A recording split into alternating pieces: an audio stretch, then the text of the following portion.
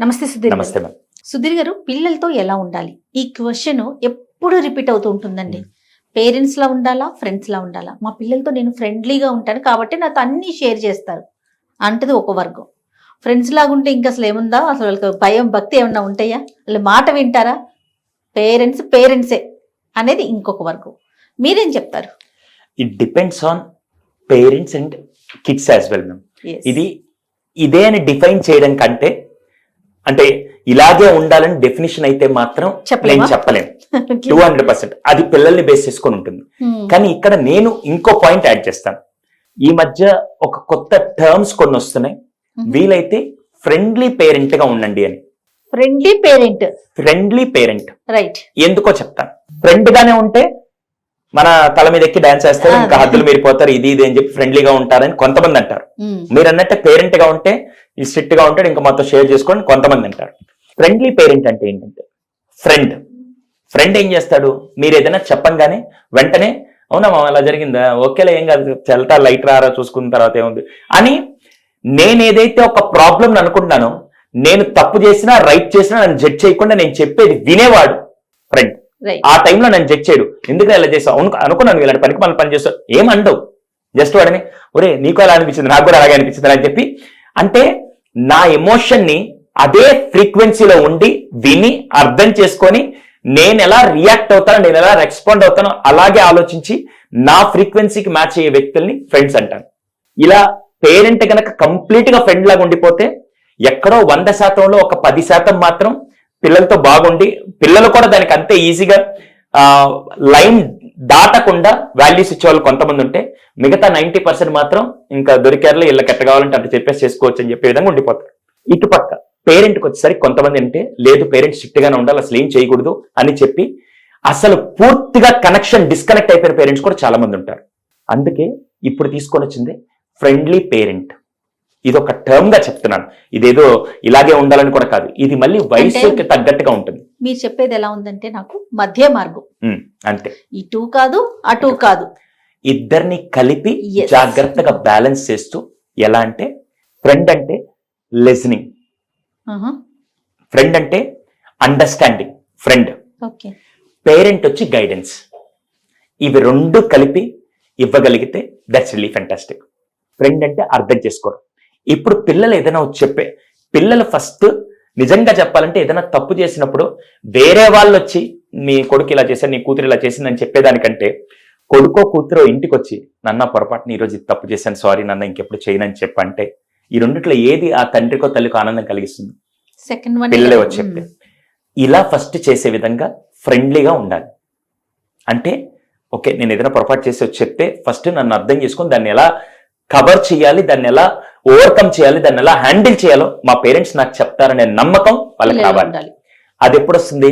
వాళ్ళు చెప్పే విషయాన్ని నేను పూర్తిగా అర్థం చేసుకొని నేను వెంటనే సమాధానం రియాక్షన్లో ఇవ్వకుండా దాన్ని వాళ్ళు ఆలోచింపజేసే విధంగా చేయడాన్ని ఫ్రెండ్షిప్ అంటారు. సో ఇక్కడ ఒక ఫ్రెండ్ లాగా ఉండండి, వాళ్ళతో వీలైనంత వరకు అండర్స్టాండింగ్ చేసుకుంటూ కనెక్షన్ పెంచుకుంటూ ఇలా ఉండండి. సెకండ్ పార్ట్ గైడెన్స్కి వచ్చేసరికి నీట్గా గైడ్ చేయండి. ఎలా అంటే, ఓ నువ్వు మిస్టేక్ చేసావా, సర్లే వయసు ప్రభావం అప్పుడప్పుడు ఇలా జరుగుతూ ఉంటుంది, ఇప్పుడు దీన్ని ఎలా ఓవర్కమ్ చేయాలనుకుంటున్నా, నీ దగ్గర అసలు ఏమో ఆలోచన ఒకసారి చెప్పు, ఇదే సమస్య వచ్చినప్పుడు నువ్వైతే ఎలా హ్యాండిల్ చేస్తావు నాకు చెప్పు. ఒకవేళ నీకు స్టిల్ నాకు మైండ్ పనిచేయట్లేదు, నాకు ఏం చేయాలి అర్థం కావట్లేదు అంటే, నేనేమన్నా ఐడియాస్ ఇవ్వమంటే నేను ఇస్తాను, కానీ ప్రాబ్లం నువ్వే సాల్వ్ చేసుకోవాలి. నీకు ఎక్కడైనా, ఎందుకంటే కొన్నిసార్లు ఏంటంటే ఎప్పుడైనా సడన్ గా మనకి భయం వేసినప్పుడు లేకుంటే ఏదైనా జరిగినప్పుడు మైండ్ వెంటనే సడన్ గా మీరు వెళ్తున్నాం మ్యామ్ రోడ్డు దాటినప్పుడు కారు ఇలా రాగానే వెంటనే ఒక్కసారి స్టక్ అయిపోతాం. ఆ టైంలో మనకు బ్రెయిన్ ఏం పనిచేయదు, ఒక్క సెకండ్ ఫ్రీజ్ అయిపోతాం. అలా నీకు ఈ సమస్య వచ్చినప్పుడు నువ్వు ఫ్రీజ్ అయిపోయి ఉంటావు.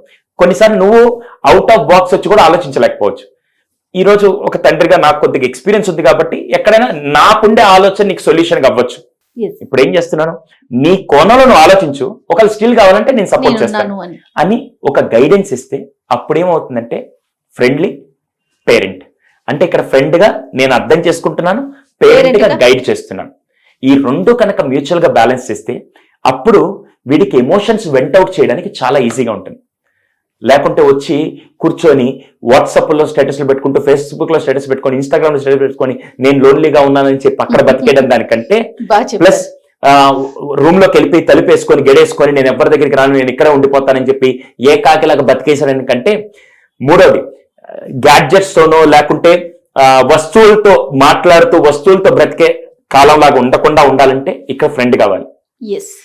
ఇక్కడ పేరెంట్ ఏం కావాలంటే ఏదైనా చెప్దామంటే ఈయన అర్థం చేసుకోడు, ఈయన తిడతాడు ఇలా చెప్పి నీకు దూరం అయ్యేదానికంటే, నా తండ్రి ఉన్నాడు కానీ ఏదైనా కావాలంటే ఆ వస్తువులు అడగడానికి తప్ప నాకు ఎప్పుడు మనస్ఫూర్తిగా కూర్చొని పక్కన గైడెన్స్ ఇచ్చే విధంగా లేడు అనే ఈ పొజిషన్ లో ఉండడం కంటే మీరు అక్కడ ఉండాల్సింది ఒక గైడెన్స్ ఇచ్చే పర్సన్ లాగా ఉండాలి. ఇలా చేయడం కంటే మీరు కనెక్షన్ పెంచుకోండి. కనెక్షన్ పెంచేది పేరెంట్, అర్థం చేసుకునేది ఫ్రెండ్. ఈ రెండు అవ్వాలి అంటారు. అంతే. ఇవి రెండు కనుక బ్యాలెన్సింగ్ గా చేయగలిగితే, మీరు చాలా సినిమాల్లో అలాంటి క్యారెక్టర్స్ కూడా మీరు చూసుంటారు. మీరు ఎలా చేద్దాం అనుకుంటే నువ్వు ఎలా హ్యాండిల్ చేస్తావు, లెట్స్ వర్క్ ఆన్ దిస్. ఇది ఎప్పుడు చేయాలి ఫ్రెండ్లీ పేరెంటింగ్ అంటే, వాళ్ళు ప్రీ టీన్ లోకి వచ్చిన దగ్గర నుంచి చేయాలి. అలా అని చెప్పి మీరు 5 years 4 years వాడికి చెప్పినా కొద్దిగా అర్థం కాకపోవచ్చు. ప్రీ టీన్ లోకి వచ్చినప్పుడు వాళ్ళు ఎప్పుడైతే ఎదుగుతుంటారో ఎమోషనల్ గా, బాడీలు చేంజెస్ ఇవన్నీ జరుగుతుంటాయి, ఆ టైంలో ఇవి చెప్తూ ఉంటే ఆ టైంలో వాళ్ళకి ఎమోషన్స్ బ్యాలెన్స్ చేసుకోవడంలో కానీ, కోపం వ్యక్తపరచడంలో కానీ ఇలాంటి సమస్యలు వచ్చినప్పుడు ఈయనైతే నా దగ్గర కరెక్ట్ గైడెన్స్ ఇస్తాడు, ఒకసారి ఇలా అడుగుదాం అనే విధంగా వాళ్ళకి మెచ్యూరిటీ ఎప్పుడు వస్తుంది ఆ టైంలో. అందుకే చాలా మంది చెప్తారు 5 ఏళ్ల లోపల కొద్దిగా బుజ్జగిస్తూ చూసినా పర్లేదు, తర్వాత కొద్దిగా డిసిప్లిన్ నేర్పించి దాని తర్వాత ఒక ఫ్రెండ్లీగా ఉండాలని ఒక ఫేజెస్ చెప్తారు. ఇక్కడ నేను చెప్పేది ప్రీ టీన్కి వచ్చిన దగ్గర నుంచి వాళ్ళు అక్కడే పొరపాట్లు జరిగేది ఉంటుంది కాబట్టి ఆ టైంలో పొరపాట్లు చేయాలని ఆలోచన వచ్చినప్పుడు కూడా నేరుగా చెప్పి నాకు ఇలా అనిపిస్తుంది, ఏం చేయాలి, ఎలా చేయొచ్చు, నాకు నీ సలహా చెప్పు, ఐ విల్ హ్యాండిల్ అనే విధంగా ఉన్నాడంటే దిస్ రైట్ పేరెంటింగ్. రైట్ సుధీర్జీ. ఇక్కడ మిమ్మల్ని నేను ఒక క్వశ్చన్ అడుగుతాను. మీ పేరెంట్స్ అంటే స్టిల్ ఇప్పటికీ మీకు భయం ఉందా లేదా? 200%. మా అమ్మ ఇప్పటికీ అసలు మా అమ్మకి ఫోన్ చేయాలంటే నాకు భయం. అప్పుడప్పుడు కొన్నిసార్లు ఎరా ఇన్ని రోజులు అయిపోయింది చేయవని నన్ను తిట్టిన ఇప్పటికీ తిడుతుంది. ఏం కాదు, అమ్మ తిడతదేమో అన్న భయం ఇప్పటికీ ఉంది కదా. మరి మన పిల్లలకి మనం ఫ్రెండ్లీ నేచర్ ఇస్తున్నాము, గైడెన్స్ ఇస్తున్నాం, భయాన్ని ఇస్తున్నామా? అసలు భయం ఇవ్వాలా అవసరం లేదా? ఇది చెప్పండి నాకు. స్టిల్ ఇప్పటికీ ఈ రోజుకి నేను భయపడతానండి, మా హస్బెండ్ భయపడతారు, మీరు భయపడుతున్నారు, మీ వైఫ్ భయపడుతుంది. అంటే మనం ఒక పిల్లలకి పేరెంట్స్ అయిపోయాం, తల్లిదండ్రిగా ఉంటూ కూడా మన పేరెంట్స్ అమ్మో ఈ విషయానికి తిడతారేమో అన్న భయం మనకుంది. మనం ఎంతసేపు ఫ్రెండ్లీ నేచర్ ఇవ్వాలా పిల్లలకి, లేకపోతే గైడెన్స్ ఇవ్వాలా ఆలోచిస్తున్నాం, కానీ మనమంటే భయం ఉండక్కర్లేదా? ఖచ్చితంగా ఉండాలి మ్యామ్, 200% భయం ఉండాలి. ఇక్కడ 2 ఉండాలి మ్యామ్, ఏదో ఒకటి ఖచ్చితంగా 2 ఉండాలి. నేను ఎప్పుడూ నమ్మేది, ఒకటి గౌరవమైనా ఉండాలి, రెండోది భయమైనా ఉండాలి. ఈ రెండిట్లో ఏది లేకపోతే మాత్రం వాడు నాకు తెలిసి ఒక దేశానికి భారమో లేదు తెలియదు కానీ కుటుంబానికి మాత్రం భారమే. అది ఇక్కడ ఫ్రెండ్లీ అనే దాంట్లో నా మీద గౌరవం, ప్రేమ పెంచుకుంటున్నాను వీలైనంత వరకు.